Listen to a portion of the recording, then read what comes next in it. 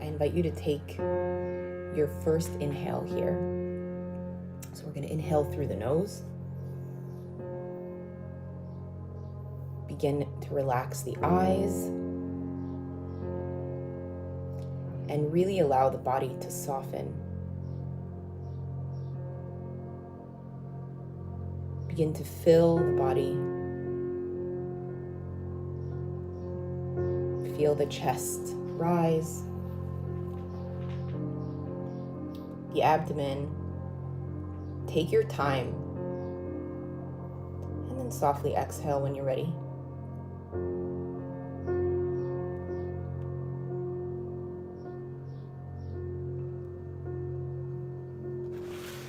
I'm going to take another inhale here. So we like to do 3 rounds of inhales. Relaxing the shoulders, the jawline. You can lean back, creating support for your spine.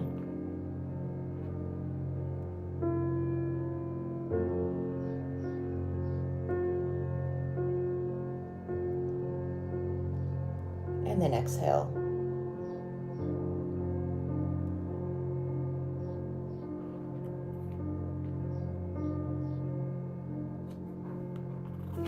Take one more inhale here.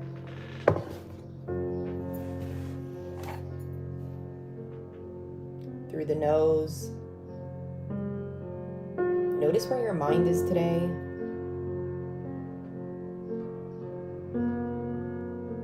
And then we're going to begin to softly exhale.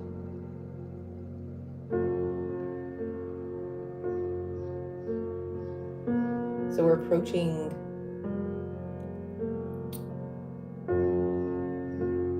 holiday of Shavuos.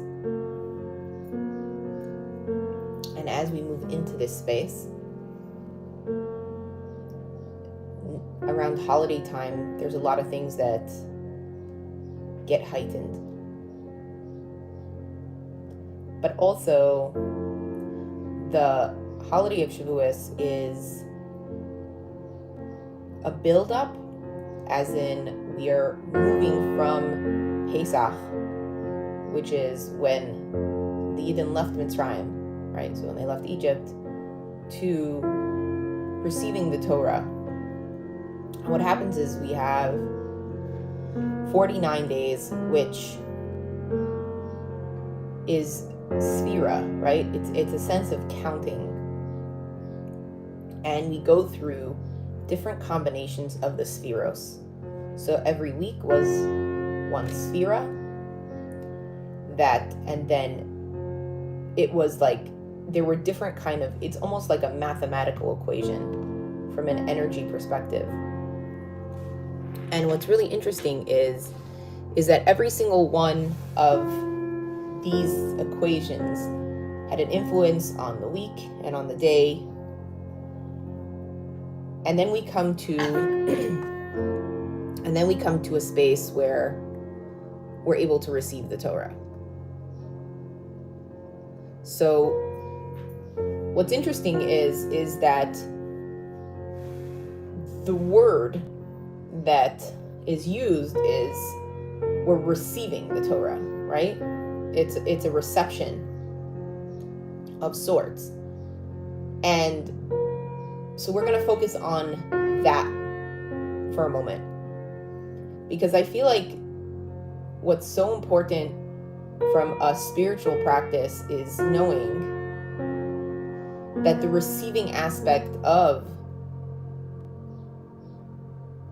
the getting of the Torah, right? Because we received it, is such a huge, is such an essential component to what we, I guess, our relationship with our spiritual practice. So when we think about receiving something, a lot of us have a lot of desires in life. We want money, we want happiness, we want contentment, right? There's a long list of things that we desire in our life. And there really is an abundance of it in the world. As in, for a lot of us, this perception is that it's not there, right? So when we are observing the world from a negative space, what happens is what we are experiencing is negative. As in, there's a negative, our awareness is just seeing a deficit. So what goes around is like, there isn't enough love, there isn't enough support, there isn't enough health, right? The list goes on. When we focus on getting the Torah, right, receiving of the Torah in itself, the whole point is being in a sense of receiving, as in, it's not, am I in a perfect space to receive it? It just, am I in a, do I have the ability to receive? And that's really the focal point of today. So when we think about the things in our life that we want and need,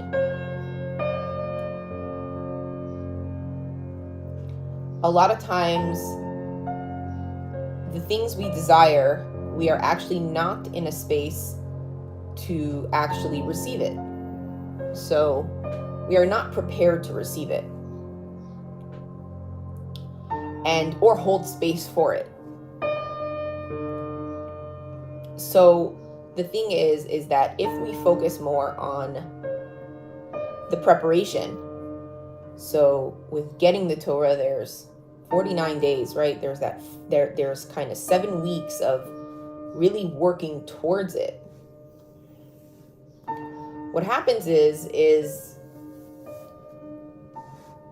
preparation is a huge part of receiving anything. And there's a lot of preparation involved. Unfortunately, we live in an instant world where there's so much instant gratification. There's this kind of instant stimulation of wanting something and getting it. We get it, but we don't receive it.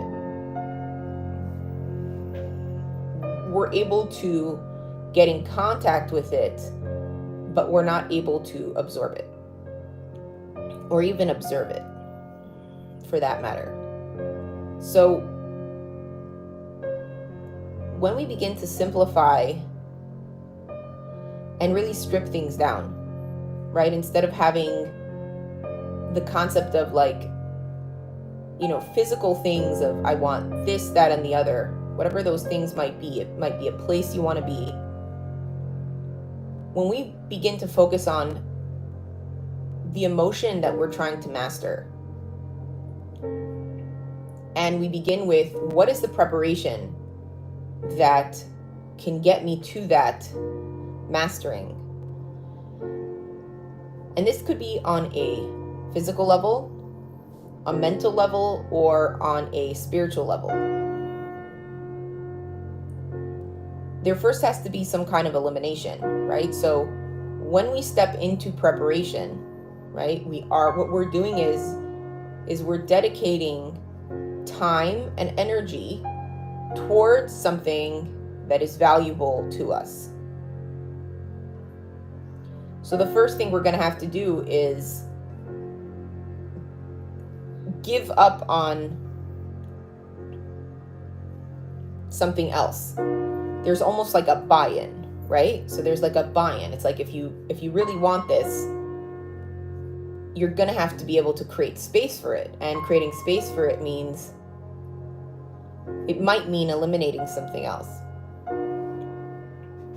When it is something that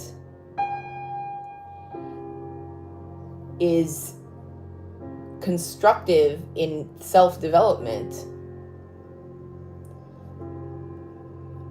there's no price you could put on the value of how valuable that is. The thing is when we struggle with understanding what self-care is, we struggle with having the discipline to cut the time out to create something for ourselves. And we're distracted by many, many things.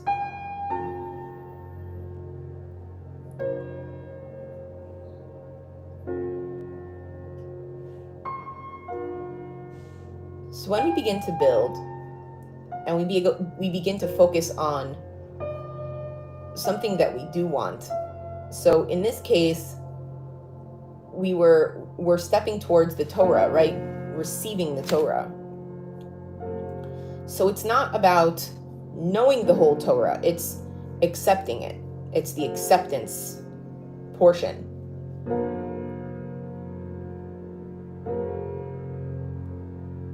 For so many of us, that validation in our personal lives is so important. Taking the time to validate, to accept. And that is, again, it takes space within. So what we need to do is create this space within. So I invite you all to take another breath here. We're going to inhale through the nose. Begin to fill the space within.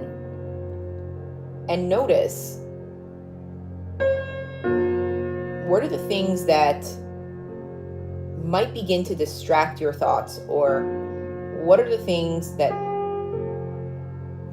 are just unnecessarily there? It's almost like pollution in the mind. What are the things that you wake up in the morning worrying about, that you feel like you might not have any control over, and you're not even sure how they got in? And I want you to blow out of your mouth, exhaling, and just with a little bit of force, just allow it to exit your body. And take another inhale here.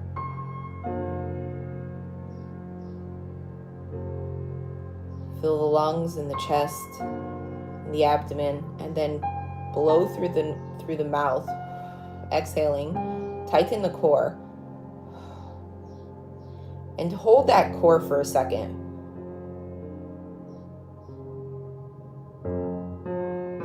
And pause at the bottom of that inhale, at the end of that exhale. Just remind yourself that you have the support you need within the space that you're in. And then just relax into this space. For so many of us, we don't even realize the tools we have.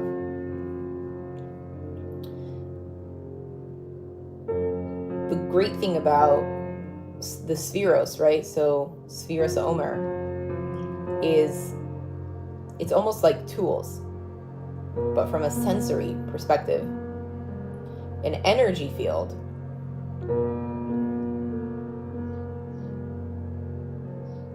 And when we understand that, like one of the things with Lag BaOmer, even, we had, like, Rav Shimon Bar Yochai was somebody that was able to come to his full potential. It's also because he's been able to be in sync, his body and his soul. And that comes from being able to tap into his own energy field.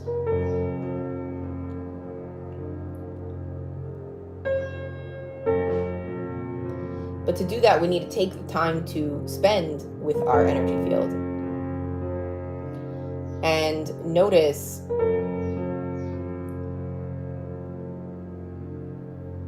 what we're feeling day to day. What gets in that disrupts that? So by starting our day, finding quiet, finding peace, and noticing what makes us feel full, what makes us feel aligned. Really inquiring, asking ourselves these questions.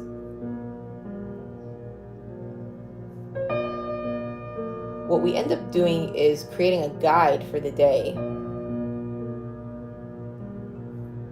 but also creating space for ourselves to absorb it. So if you think about something you really like, for example, let's just do food for a minute because food's always easy to relate to. So saying something like, I like chocolate, right? And if I ask you to get into detail with the exact kind of chocolate you like this flavor, this texture, this company, and you really enjoy what it makes you feel. The experience makes you feel whole. What happens is when you walk around and you find chocolate, like you're going shopping, you see chocolate that you might not appreciate, you'll kind of just let it go. You'll be like, no, if I'm gonna have it, I'm gonna have, this very specific one. What happens is you're able to isolate the experience into something wholesome, something that gives you've prepared, you've created a space where that this specific flavor or breakdown is what gives you the full experience. What ends up happening is we end up isolating ourselves in a way where there's less choice. So there's this almost illusion of freedom. And when we don't have choices, not that we don't have choices, but when we minimize our choices to be like, when we're selective and we're specific, what it does is it excludes. It excludes most other choices. So like from a chocolate perspective, if you choose 1, even 5 chocolates, there's hundreds of companies, probably at this point millions of different combinations of flavors. And when we focus on this one specific one, what we're doing is we almost remove the sensation of choice. And sometimes we opt for that quote unquote freedom over commitment to an experience. But the thing is I always say a practice is like building a body, right? There's no right body type. So from a athlete's perspective, you have a bodybuilder, a ballerina, a runner, a boxer. They're all building their body, committing to a certain regimen, a certain diet, a certain pattern to get to a specific place. What happens is it isolates every other sport, but they're able to master this one sport. And what happens is that there's so much preparation involved. And then there's, from an illusionary perspective, there's less freedom of choice. But really what's happening is they're flowing within the experience itself. I know for myself, even as a yogi, being able to be present in that flow, in that movement, when you're able to find something that works for you, there's a sense of you're feeling in sync, you're feeling a sense of flow and connection. And that's kind of the point. So sometimes this concept of freedom as a whole ends up being a distraction from being able to master your true happiness, which is being in a space to receive the nurturing.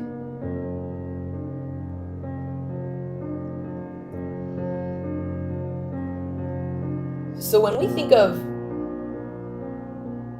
moving up to Shavuos, it's this concept of there are the different spheros, which is like an energy field. we went through 49 days, we get to the top of this. What we're trying to do is we're committing to a structure. We're committing to something that we can receive. And for a lot of people, there's this illusion that it's very isolating. But in truth, what it does is it gives us a structure to commit to in a way that we can create a schedule on a daily basis and be in a space where we can feel that contentment within. So even in the sense of Torah itself, the beauty is different people come from different backgrounds. There's a sense of Masorah that's involved as well. But when we are receiving the Torah, right, it's just being open to a process. And like even in a selective sport, somebody that's 6'4" and somebody that's 5 feet is going to be able to do very different things with a specific sport. So even like a bodybuilder, right? Or yogi, depending, some people are more flexible, some people aren't as flexible, depending on their bone structure. But the thing is Torah is inclusive in that way, where when we understand that our spiritual practice is about preparing ourselves in a way that we are receivers, that we can absorb and feel nurtured from the practice itself. It starts within, from the heart. And sometimes there's education involved. You know, for some people, just like in sports, you find a lot of crappy trainers. You find different angles. Different people have different methods. And not always do you relate to the person that's guiding you. But it doesn't help to discredit the source, which a lot of people end up doing. They're like, well, I don't believe in that sport, right? We'll call it a sport for this kind of argument. And the thing is well, maybe there's accuracy missing. So the misconception that I've come to understand as I started going through my spiritual journey was that I had to do my research and understand why was I struggling with the connection? What was going on for me? And for me, one of the greatest gifts that came my way was learning Chovos HaLevavos and the teachings of Rav Saadia Gaon, which is really the Avodah Shebalev. It's really working the inner workings, which is mastering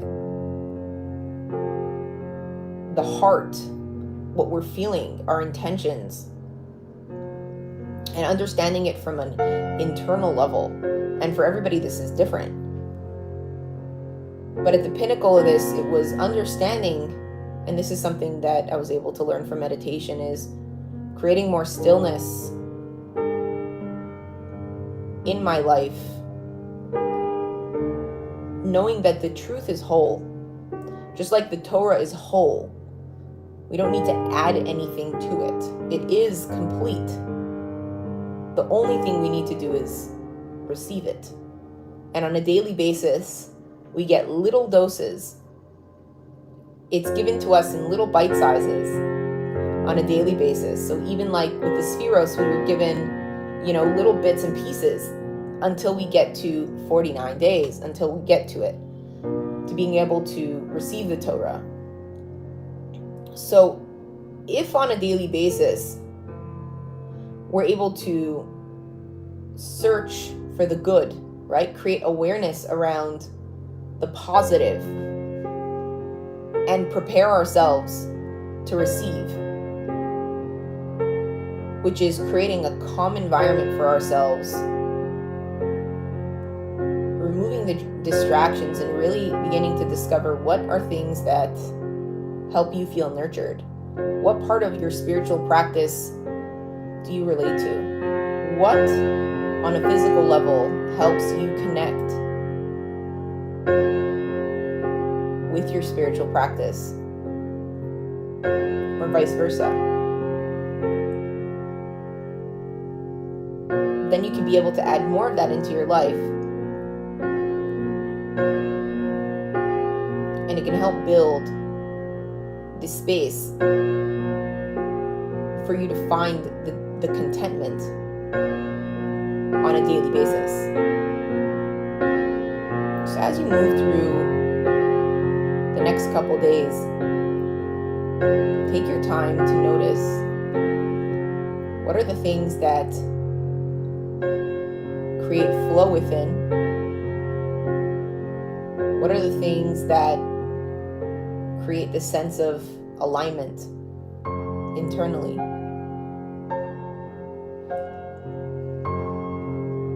And what you'll begin to notice is how your body reacts to certain things. But the real question is, are you in a position to receive? And if not, then what are the things that need to be done or implemented in the preparation to create more of a receptive experience for yourself? But it takes time. Like an athlete, our spiritual practice has to be a commitment, right? So I just bring up an athlete for the purposes of understanding that it's like a structure and a regimen that has to be put in place. But anything that we want to be good at, we have to do the research and then apply it on a personal level, knowing what feels good, what doesn't feel good, what needs to be adjusted. And I always suggest having mentors. Mentors are very, very important.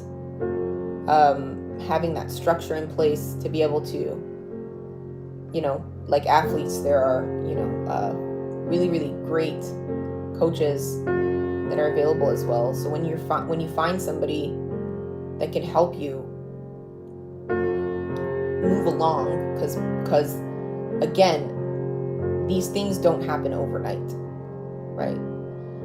One of the best things you could ever invest in is yourself. And that is in your self-development. And I heard somebody say this guy was giving like a business, I forgot who it was, but he was saying that one of the best investments in life is investing in your learning. Because then you're mastering yourself. More than buying yourself a house and owning something, being able to master the inner workings of who you are will take you the furthest in life. So thank you so much for joining me in this practice today. And I wish you all a wonderful day as you move through this and are able to discover yourselves in this journey.